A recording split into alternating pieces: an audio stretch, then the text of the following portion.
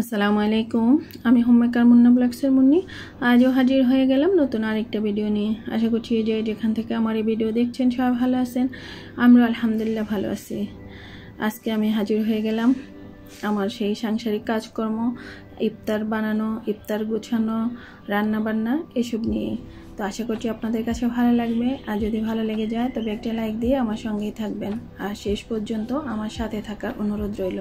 তো দেখতে পেলেন আমি কিন্তু সব গুছিয়ে নিয়েছি। আলুর চপ, বেগুনি, তারপরে মাছ মানে লবণ হলুদ মেখে রেখে দিয়েছি, বুট সিদ্ধ করে, আলু সিদ্ধ করে সব ঠিক করে রেখেছি, ডাল ব্লেন্ড করেছি, তারপরে হচ্ছে গিয়ে ভেষণ গুলিয়ে রেখেছি। সব কিছু আমার রেডি। রান্না করব মাংস, সেটাও রেডি করে নিয়েছি। থালা প্লেট সব ধুয়ে রান্নাঘরটার গুছিয়ে টুছিয়ে সেলফ টেলফ সব গুছিয়ে রেখে চলে গেলাম। আমার হেল্পিং হ্যান্ড আসলে কেবল ঘরটা মুছে নেবে, রান্নাঘরটাও মুছে নেবে, তারপরে সব নেট অ্যান্ড ক্লিন হয়ে যাবে। আর এবার আমি কিন্তু জিনিসপত্রগুলো ঢাকনা দিয়ে ডেকে রেখে এসেছিলাম, সেটা আর আপনাদের সাথে শেয়ার করি না, কারণ যখন আমি জিনিসপত্রগুলো মানে যা যা রেডি করেছি তার ভিডিও করছিলাম তখনই রান্নাঘরটার চারদিকটা একটু এক নজর দেখিয়ে দিয়েছি, তার জন্য আর ঢাকনা দিয়ে নেই। পরে অবশ্য আমি ঢাকনা দিয়ে ডেকে রেখে আসছি। তারপরে চলে এলাম, হাতে অত অনেকটাই সময় আছে, তো অনেক কিছুই কাটাকাটি করতে হবে। মেক্সি কাটবো, পেটিকোট কাটবো, সালোয়ার কাটবো, তো ভাবলাম যে সব কিছু একসাথেই কেটে নিই, কারণ তিনটা কাটাই খুব শর্টকাটে হয়ে যায়।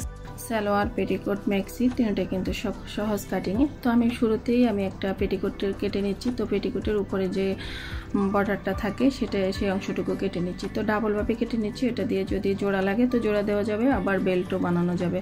আর বাকিটা দিয়ে আমি কিন্তু মানে কি বলে নিচের অংশটুকু কেটে নেব। আর এটা একটা 6 সাইড পেটিকোট, তার জন্য আমি ওইভাবেই কেটে নেব।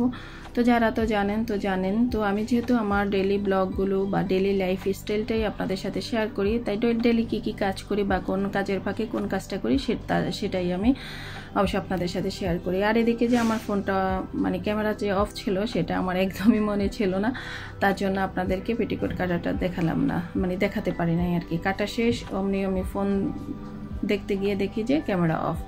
তো এবার কিন্তু আমি একটা সালোয়ার কেটে নিচ্ছি। এটা হচ্ছে গিয়ে মানে কি বলে কাবরি সালোয়ার, মানে কোমরে কুচি হবে সেই সালোয়ারটা। আর এগুলো অবশ্য আমার কিছু না, আমাদের ঘরের কারোরই না, এগুলো আমার অর্ডারই। তো মাঝে মাঝে আমি কিছু অর্ডারি কাজও করে থাকি যদি কেউ বলে আর কি। তো আমাদের সামনের ফ্ল্যাটে যারা থাকেন, তো তিনি কিন্তু মুরব্বী মানুষ, উনি কিন্তু আমার হাতে ওনার মেক্সি বা পেটিকোট বা সালোয়ার সেগুলো বানাতে একটু পছন্দ করেন। আর উনি নাকি ওমরায় যাবেন, তার জন্য উনি সালোয়ার বানাচ্ছেন আর বলতেছে যে আমাকে একটু তাড়াতাড়ি দেওয়ার জন্য। তো ভাবলাম যে আমার কাজগুলো একটু পরে করব, আমি তো বাসায় থাকবো, তো থাক ওনারগুলো করে দিই। আর উনি একটু আমার হাতে মানে এসব মানে পড়তে বা কাটাকাটি আমার হাতের কাপড় চোপড়গুলো পরতে উনি খুব পছন্দ করেন, তার জন্যেই উনি কিন্তু আমাকে দিয়েছেন। ওনার এক ছেলের বউ সেলাই পারে, কিন্তু তিনার হাতে কিন্তু উনি সেলাই করান না। তো যাই হোক ওনারগুলো করে নিচ্ছি। আর আরেকটা অবশ্য আমার একজন পরিচিত, তারও একটা মেক্সি, একটা পেটিকোট, সেটা অবশ্য আমার মা ওনাকে গিফট করবে। সেটা ভাবলাম যে আমার অবশ্য আম্মা আমাদের পাশের বাড়িতে একজন টেলার্স আছে, তাকে বলছিল তার কাছে বানাতে দিবে আর কি। তো বললাম যে আমি তো বাসায় কাজ করব, সমস্যা নেই, আমি বানিয়ে দিই। তো তার জন্য নিয়ে আসলাম। আর আমাদের সামনের প্ল্যাটের যিনি তিনার কিন্তু 3টা মেক্সি, একটা পেটিকোট আর একটা হচ্ছে গিয়ে সালোয়ার। আর আমার পরিচিত যিনি তার হচ্ছে একটা পেটিকোট আর একটা মেক্সি। তো আমি সবগুলি আস্তে আস্তে কেটে নেব। আর এই তো এখন মেক্সি কেটে নিচ্ছি।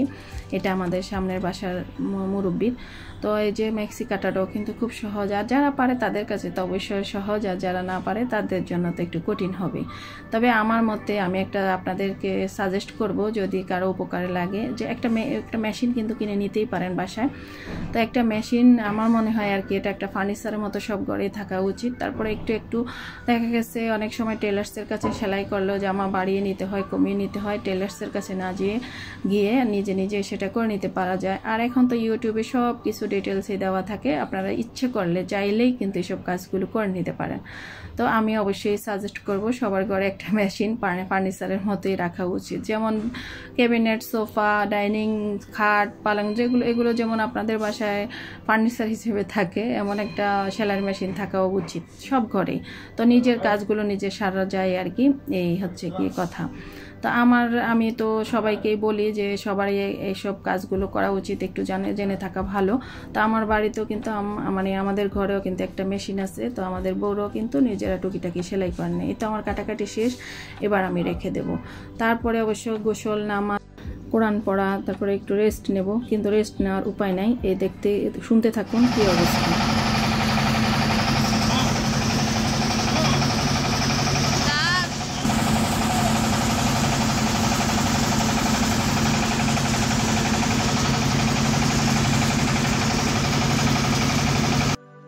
এবার বুঝুন উপায় কি আছে, একটু রেস্ট নেওয়ার। তারপরে কি আর করা, একটু শুয়েছিলাম। তারপরে এর মধ্যে আবার আমার ননদ আসলো, তো ননদকে বলেছিলাম আসার জন্য। তো আমার মানে খান সাহেব তো কেবল মনমরা হয়ে বসে থাকে, ভালো লাগে না, বাবা মার কথা মনে পড়ে, ভাই বোনদের মিস করে। কারণ অনেক বছর দেশের বাইরে ছিল, সবার সাথে আসলে ওইভাবে এই রমজান মাস বা সুন্দর সময়গুলো কাটানো ওনার পক্ষে সম্ভব হয় নাই। তো যার কারণে আসলে বউ বাচ্চাদেরকে সময় দিতে পারে নাই। একবার করোনাকালে দেশে এসেছিল, তা মানে করোনার আগে দিয়ে। তো যখন মার্চে সব লকডাউন হয়ে গেল, তখন তো অবশ্য দেশেই থেকে গেল, কারণ তখন তো বিমান অফ ছিল, তার জন্য তো যেতেও পারে না। তো 8 মাস থাকার পর উনি কিন্তু আবার চলে গিয়েছিলেন।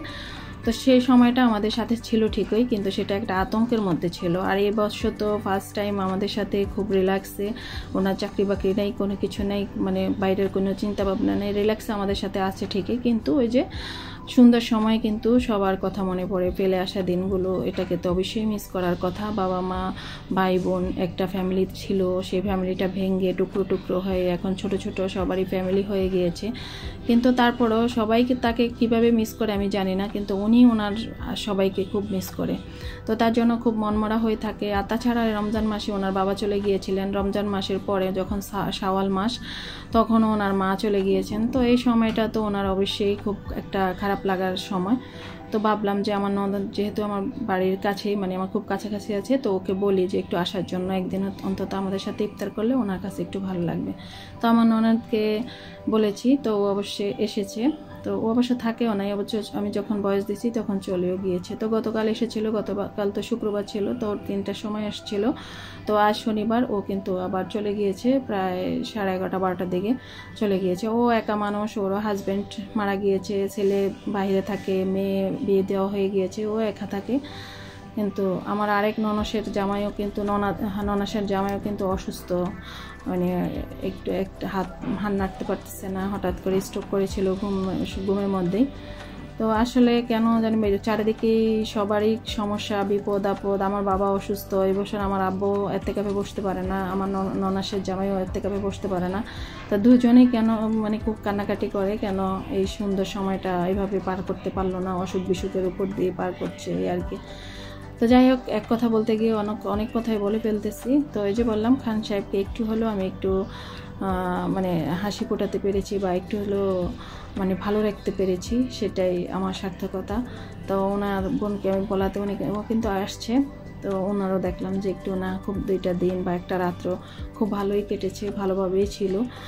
তো আসলে ভাই বোন, এই যে এখন আমরা যেমন ভাই বোন একটা সুন্দর মধ্যে বন্ডিংয়ের মধ্যে থাকি, মানে খুব একটা ভালো পর্যায়ে আসছি, বাবা মা আছে একটা, সবাই যৌথভাবে বা সবাই সবাইকে বুঝে, সবাই সবার খোঁজ খবর নেয়। একটা সময় হয়তো বা আমাদের মধ্যে সেটা থাকবে না, কারণ সবাই সবার মতো হয়ে ব্যস্ত হয়ে যাবে এই আর কি। তো যাই হোক, সব সম্পর্কগুলোই সুন্দর থাকুক সেই দোয়া করি। সেটা যেমন ধরনের সম্পর্কেই হোক, শুধু ভাই বোন না, সব ধরনের সম্পর্কগুলোই অটুট থাকুক। তো এইদিকে দেখেন, আমি কথা বলতে বলতে পেঁয়াজও ভেজে ফেলেছি, তারপরে অবশ্য বেগুনিগুলোও ভেজে নিচ্ছি। তো আজকে অবশ্য বেসনে ডুবিয়ে আমি আলুর চপও কিছু বানাবো, আর ওই যে ডিমের মধ্যে ডুবিয়েও কিছু বানিয়ে নিয়েছি, সেটা তো দেখতেই পেলেন। তো আমার ননদ আসছে, আসলে ওর জন্য আলাদাভাবে বা কী করব সেটাও বুঝতে পারতেছি না, আমরা যা খাচ্ছি তাই করতেছি। আর ভাবছিলাম ও থাকবে, কিন্তু পরে আর থাকে নাই, চলে গিয়েছে মানে ঈদের টাইম। তারপরে আজকে তো আবার শবে কদরের রাত্রি, যেটা আমরা মানে সবাই মিলে একসাথে উদযাপন করি। যদিও বেজোর রাত্রিগুলো সবগুলোই কিন্তু 20 তারিখের পর থেকে বেজোর রাত্রিগুলো অবশ্য শবে কদরের রাত্রি হিসেবেই গণ্য করা হয়। তো যাই হোক, আজকেরটা তো গোটা করে পালন করা হবে সারা দেশব্যাপী, তার জন্যই ও অবশ্য চলে গিয়েছে, বলতেছে যে না চলে যাই, আমার বাড়িতে কাজ আছে, তার জন্য চলে গেল। তো এদিকে আমার ইফতার রেডি। আমি অবশ্য ফ্রিজে যে ফ্রোজেন করে কাটলেট রেখেছিলাম সেটাও বের করে নিচ্ছি। এজন্য আমি ফ্রিজে ফ্রোজেন করে কিছু রাখতে চাই না, কারণ নতুন যেটা যখন বানাই তখন খেতে কিন্তু সেটা মজাই লাগে আর দেখতেও সুন্দর লাগে, পরে কিন্তু সেটা অত বেশি সুন্দর থাকে না, যদিও খেতে তত একটা খারাপ লাগে না তার জন্য। তো আজকের ভিডিওটা আমার এই পর্যন্তই। সব ভালো থাকবেন, সুস্থ থাকবেন, নিরাপদে থাকবেন, আমাদের জন্য দোয়া করবেন। আল্লাহ হাফেজ, আসসালামু আলাইকুম।